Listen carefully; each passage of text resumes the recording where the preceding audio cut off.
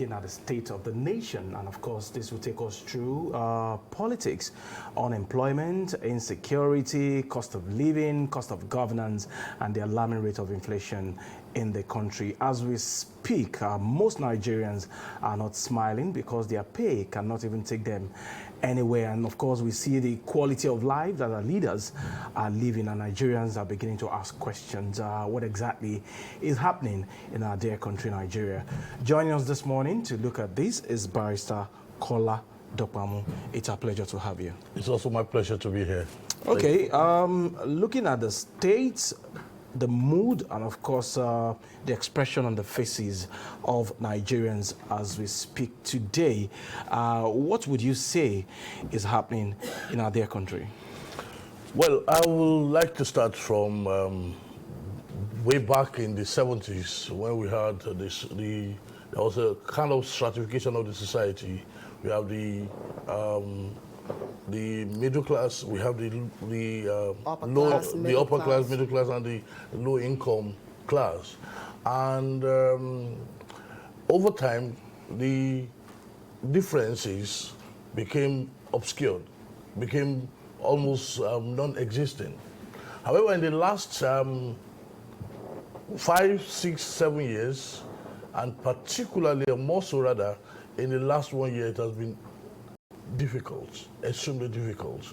So the gap between the rich in Nigeria is either you are rich, and I believe that there are few of Nigerians that are still very rich, and millions, hundreds of millions of Nigerians are impoverished.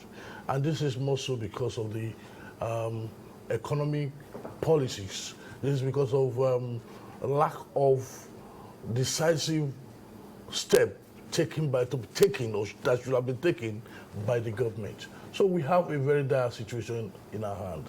It's very, except the government gets up and start doing something, I really do not see how we are going to survive this in the next 10 years. It's very gloomy. Quite gloomy, like you've painted a picture here. But again, if you look at, you've just talked about what it was in the 70s, and of course, how it has been in the last 1 year of this administration. Before the advent of this administration, a lot of Nigerians had thought, okay, perhaps this administration would actually be the one to take Nigeria and Nigerians out of this dire situation. But as it stands, again, you've just said here, it looks very gloomy.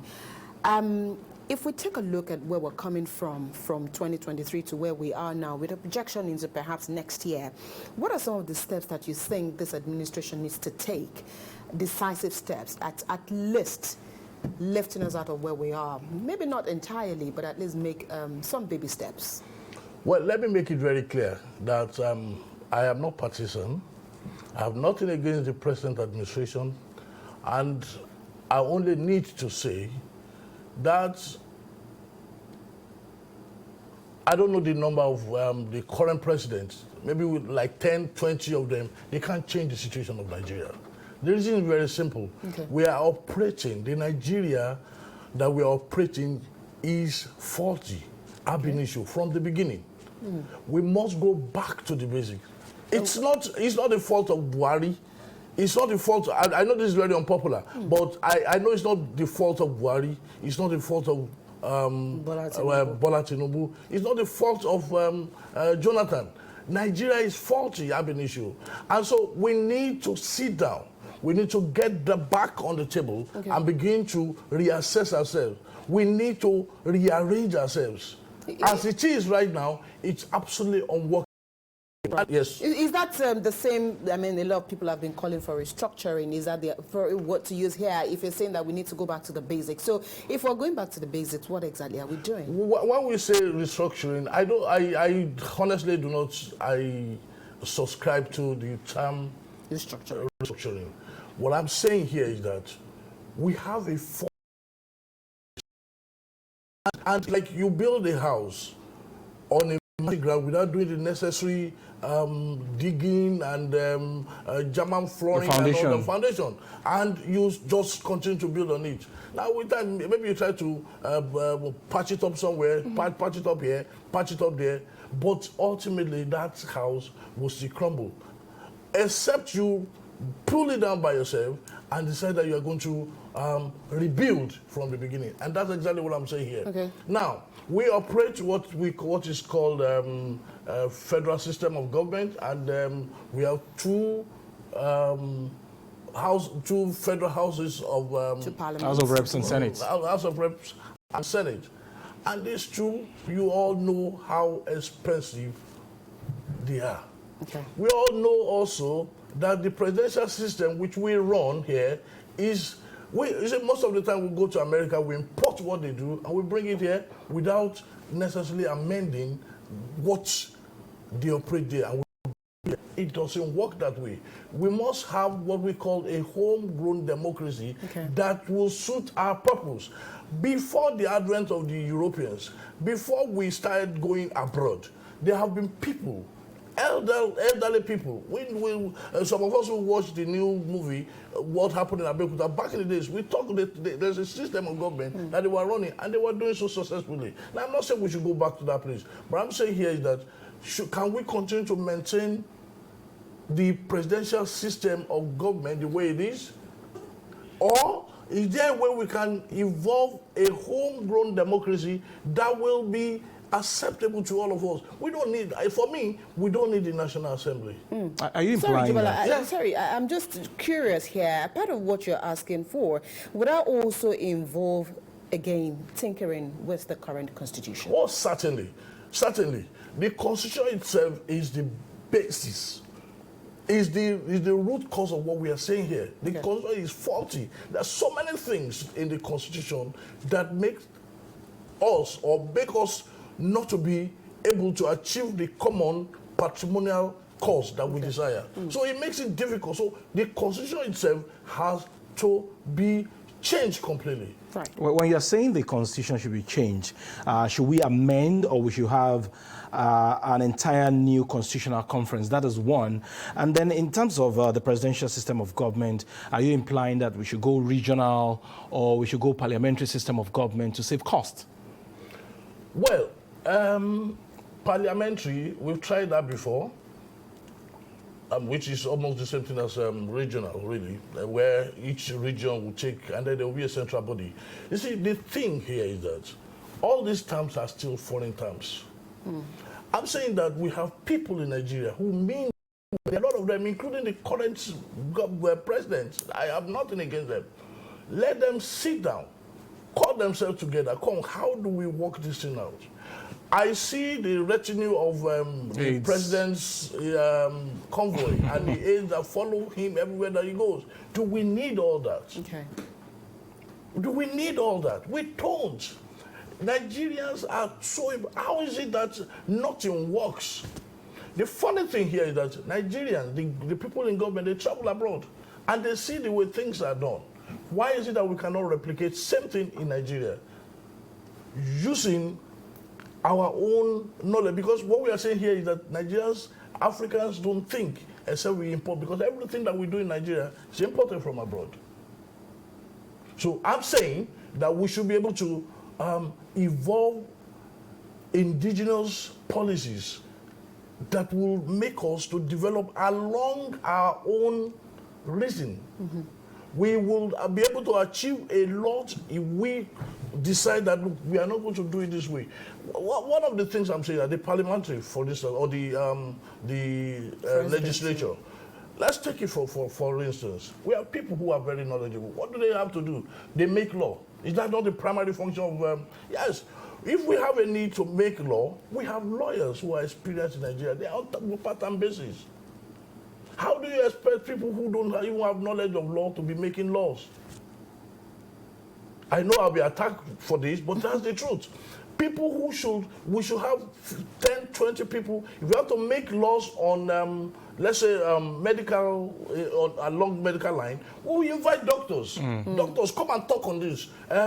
Nurses, come and talk on, dentists, come and talk on this. And you pay them for their service. You pay them, and they go. And we make law in that line, and it will be good for us. If we are going to talk about immigration, for instance, we have people who have been in the immigration with us, and then we have foreign affairs and all that. We'll call them together. Let's make law along this. So what we need is actually that indigenous system where we can tap into the knowledge that God has given us. For as long as we continue to practice this foreign Igbo democracy, we will not get anywhere. That's the honest truth. So that's why I would say, regardless of what, hundreds of President Bola Ahmed Tinubu cannot change Nigeria. They can't. What about the constitution? Should we amend or we have a fresh one completely? Look, the constitution should be jettisoned. First of all, we all know how the constitution came into being. We know that the constitution itself was an imposition. They say we the people, that's the beginning. We the people, we know that we were not part of it. A few people gathered themselves together and they say they were conscious. If you want to talk about a homegrown, the one that would authoritatively carry we the people of Nigeria, will have to involve everybody.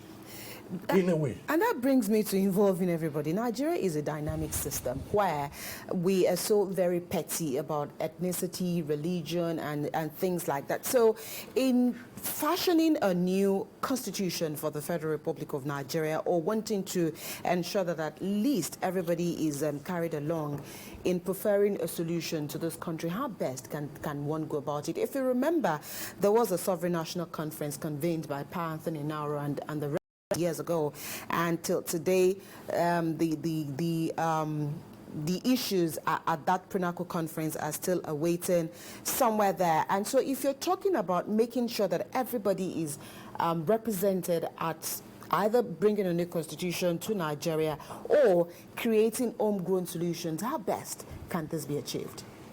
First, why do we have agitations? Why do some people gather themselves and say, okay, we are Igbos. We don't want to become part of Nigeria. Why? Why do we have the Odua people saying, look, we are tired of being part of this Nigeria. Nigeria is not working.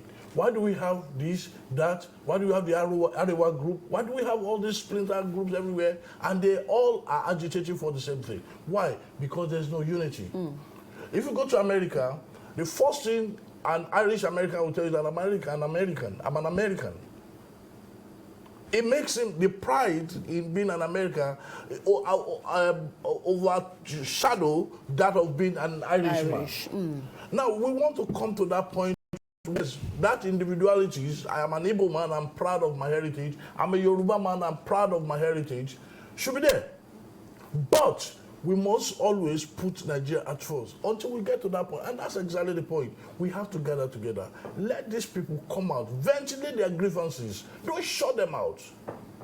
These people are not unreasonable. And the truth of the matter is that for as long as we refuse to listen to them, they will continue to make agitation and they will continue to disturb the state. So, okay, I'm sorry. Away from our foundational problem, which you call the Constitution, and of course the high cost of governance. When you look at the faces of most Nigerians on the streets of Lagos and every other part of the country, you will see that they are barely surviving, the economy is harsh, and then people cannot even feed 3 times daily. And at the same time, we are facing the problem of insecurity. When you combine the two together, do you think we are not pushing Nigerians to a situation whereby they might have to revolt? Certainly. Certainly. You know, history is replete with situations like this, where people, just like Yorubas will say, if you keep hitting the ship, by the time he gets to the wall, he will turn back and attempt to attack you. People are really tired. Now, the minimum wage is nothing to write home about. The take home is nothing to it can't even take you down the street, talk less of taking you home. And yet, electricity tariff has increased, fuel price has increased. You go to, the other day I saw or read that 3 pieces of tomato is about 4,000 or 5,000. I said, how is that done? How do we survive? So we will get to a point that people will say, look, we don't even care, kill us. We'd rather even die than continue in this hunger. So it's a difficult situation. And I really empathize with the government. The lifestyle. Well, that is sad. That is the saddest part of it. When they live flamboyantly, I don't want to mention names, but certainly it is not. They are not leading us exemplarily. They are not showing good leadership. They are telling us that, look, guys, you can go to places for all we care. The other day, I don't know how far it's true, I read that somebody said, well, we have the responsibility to protect the president of our nation, even if people are hungry. Right. Well, that's a very insensitive. Yeah, that was one of the statement, answers of Mr. President. I mean, I'm glad you mentioned that in passing, because I was just going to come to the legislature, another arm of government here. And so the roles and responsibilities should be that of checks and balances for the three arms of government. So in the face of democracy and this particular assembly that we do have, what are some of the things that you expect the National Assembly, that is the reps and the senators, to do to not only complement this administration, but also hold this administration responsible where they feel they are not meeting to the yearnings of the people? Well, there's a principle which is commonly known to everybody. It's called separation of power. And this should ordinarily be the case where the legislatures are empowered under the Constitution to carry out their responsibilities without fear or favor or without being betoken to the executive. However, we all know that this is not the situation. We know what's going on in the states, even at the federal level. The governor or the president is so powerful. It's so powerful. That is why if the president of the Senate or the what they call Speaker. now, Speaker of the House of Reps, if they don't do the bidding of the president, they will be removed because the power is so much. So that's still the part of the problem caused by this foreign democracy that we are talking about. In a situation where we have part-time legislation, people who are fearless and say, look, the president, you have to do this thing, they call them to order. They call them to order. They'll be able to make rules and laws on issues that affect the president. We've seen countries where the legislation will start. We also, I'm sure some of us watched a parliamentary session in the UK where the Prime Minister was openly challenged by so these are the things that we expect, but we can't have it because the power that the president wields, the power that the governor wields is so enormous that it takes only God himself to help us. Okay, if this is the situation, the legislative arm of government, they are the lapdog of the executive, is this not a threat to our democracy? Then how do we flourish as a nation practicing democracy in such a way that the romance between the lawmakers and the executive will not contribute to the, will not impede the development of the people? I can't stop saying it. I've said it here and I'm going to say it. See, as Nigeria is presently constituted, as it is, the constitution, the institutional framework that binds us together, or that are binding us together, they cannot work. They cannot take us to that next level. It's faulty ab initio from the beginning. So we have to reassess ourselves. We have to re-engineer Nigeria. We have to begin to rebuild in such a way that it's homogeneous. It is from us here, and it's not something that we imported from abroad. It takes courage. It takes strength from the people that are currently holding power to say, look, we want to yield power for this purpose. But we can do it. If we really, truly love Nigeria, we can come together. The president can say, look, I've spent 4 years here, but it's not working and it's not likely to go to work because I have vision for tomorrow. Let's do it this way. And we can move Nigeria forward greater. But as it is right now, let the President Bola Ahmed Tinubu, let him have 100 degrees from Harvard, from everywhere, from here. We cannot move further than we are already doing right now. All right, so let's quickly talk about the perception of government to issues that concerns labor. Just this morning, we have it on the newspaper that Labor again was asking the federal government not to transmit the new minimum wage bill to the National Assembly without speaking with Labor. Now, what do you think should be the way out here? I mean, we've had this issue between Labor and the federal government for quite a while. We just got out from a warning strike, and it looks like we're going to go into another strike if things are not done the appropriate way. What should be the proper thing to be done here by Mr. President and members of the wage committee at ensuring that this issue concerning, I mean, we haven't had a wage increase in the last 5 years. And so the president in his last address did say that perhaps we'll also look at whether this should be done every 2 years or still stick with the 5 years. But in your own opinion, how best should the president handle the situation? First of all, let's look at the inflation rates in Nigeria.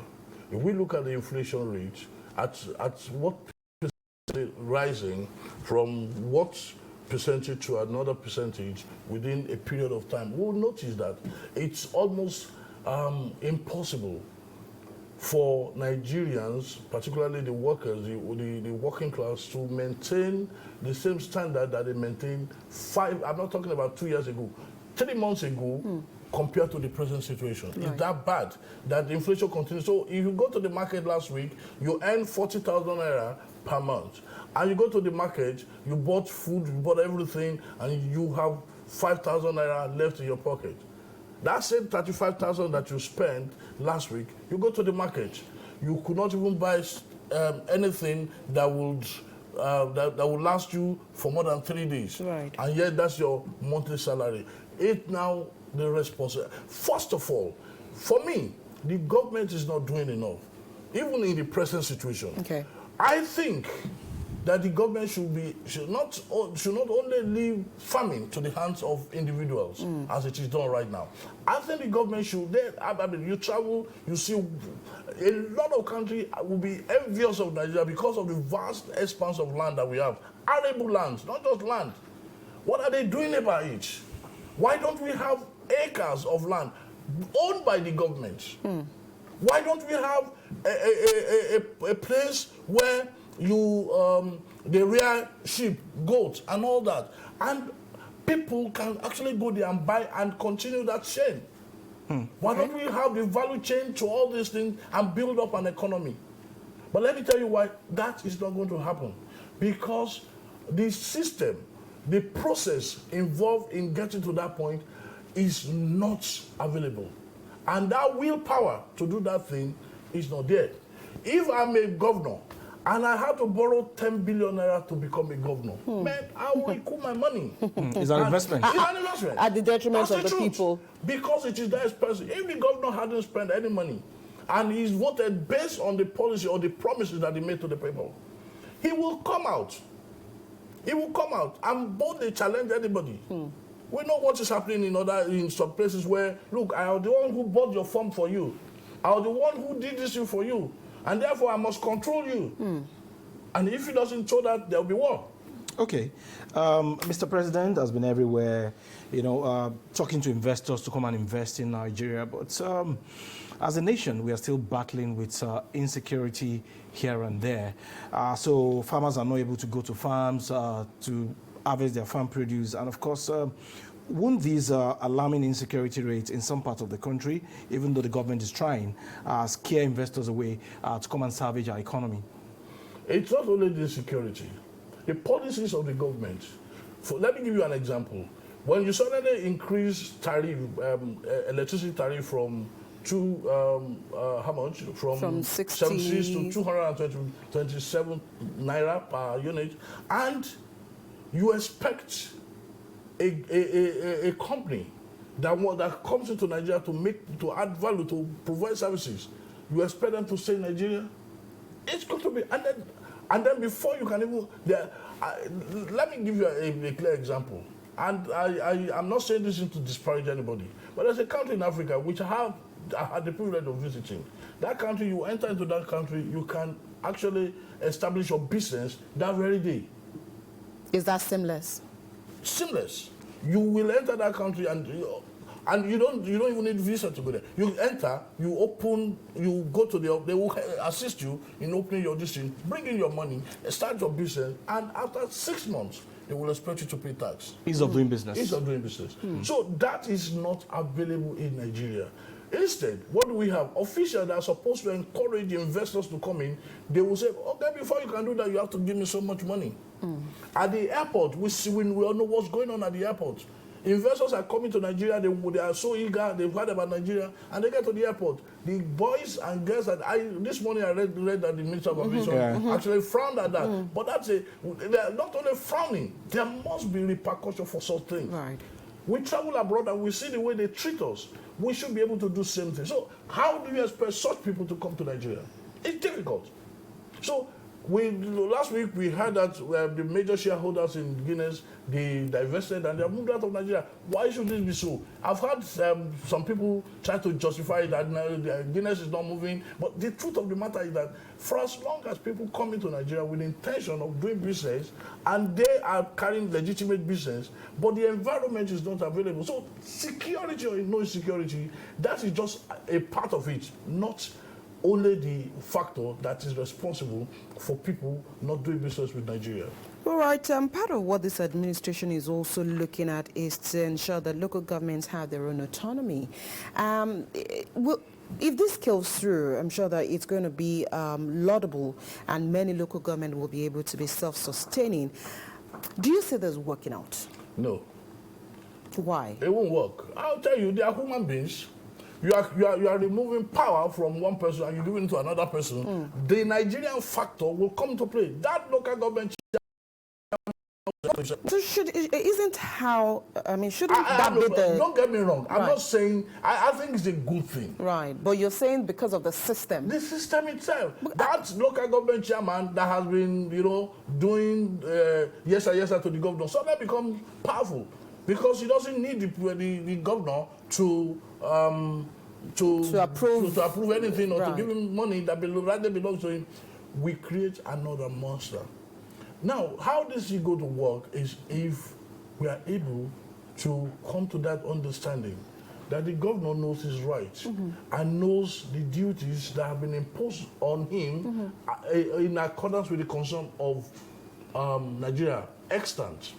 And the local government chairman knows, otherwise we are just talking, we're just going around and around in a circle. But the fact that some of these, all these chairmen are answerable to the governors of their states is also stunting growth at the grassroots because they do not have access to their funds. The governors can decide what to do with the money. If you are not in the good book of Mr. Governor, he might decide not to give you allocation.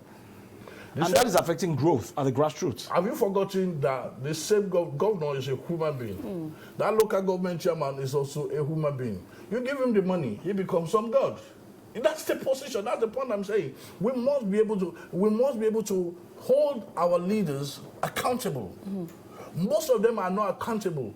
You see the chairman of the local government, they are talking to the governor because the money is with them. The moment they have the money, they become God on their own. But the federal government, I'm sorry, Abimbola, but the federal government is not treating the governors that way.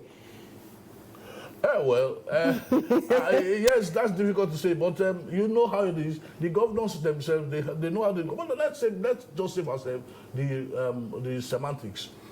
What is necessary is that we must have an accountable system where the governor, the local government chairman, the president are accountable to the people. As it is right now, we have power mongers. That's what we have. They are so powerful, they can do anything. What will make a man to enter to say, LTV, well, you guys spoke against me, therefore I'm closing you down. And there's nothing you can do about it because that's the power. We are talking about a government who knows that if he doesn't do right, or a governor who doesn't do right, the people are waiting for him. Or the assembly. They are the assembly, yes. I said, look, you did something wrong. How many times have we seen, except there is a rift between the... Speaker? No, not speaker. I'm talking about the sponsor, the godfather. and the godson. And then you see that. But in a normal situation, we hardly see that. So we are looking for a situation. Let me say this in going back to where we began. That the reason why it is so It's all because we have a faulty constitution. We have to go back to the root. We have to rebuild from the beginning. We have to reassess ourselves. We have to begin to see ourselves in a different light. If we don't do that, the Yorubas will continue to agitate, the Igbos will continue to, all the ethnic nationalities will begin to speak different voices. But this, because, like they say, there's strength in diversity. Right. Nigeria is so blessed with, I don't think there's a nation on earth that is as blessed as Nigeria. That's the truth. Okay. In terms of mineral resources, in terms of human resources, in terms of the weather, you have no idea how much blessed Nigeria is. Then why are we so backward? Why is it so difficult for people to eat? Why is it so difficult? Kola, as we wrap up this conversation today, I mean, if you were to have a one-on-one charge to the Federal Republic of Nigeria, I mean, the President and the Presidency, what are some of the things that you'd like for the President to take charge of the immediate at ensuring that all of these issues that we might have discussed this morning are at least nipped in the bud and Nigerians can begin to heave a sigh of relief?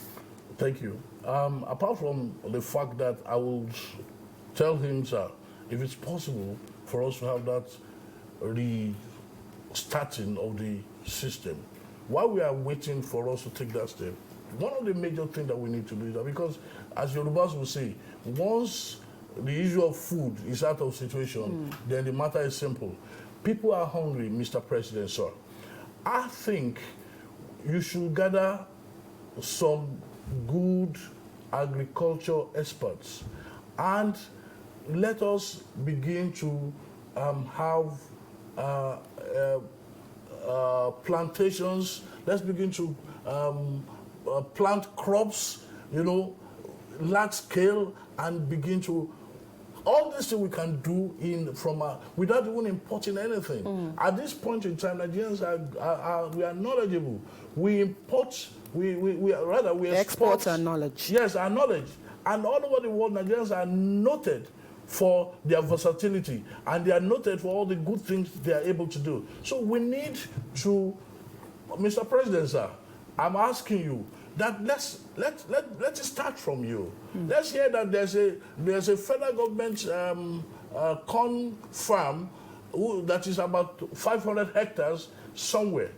And then we know that at every point in time we have harvest, and we're going to have a tonnage of about certain number of, and then we can then encourage farmers and destroy those destructive tendencies, including the herdsmen that go to destroy the farms. We can do that, because the other day I thought that was over. Last week we still saw some herdsmen trampling on corn farm and with no consequence at all. All right. Okay, that's Kola Dopamu, of course, addressing the President of the Federal Republic of Nigeria. If issues around food are surmounted, then it will be easier to surmount other challenges. Thank you so much, Kola, for coming on the program My today. pleasure. We appreciate you. Thank you. We'll take a quick break. When the conversation returns, it'll be time to take a look at another very disturbing issue in Lagos, and that is talking about the cholera outbreak. That is after the short break.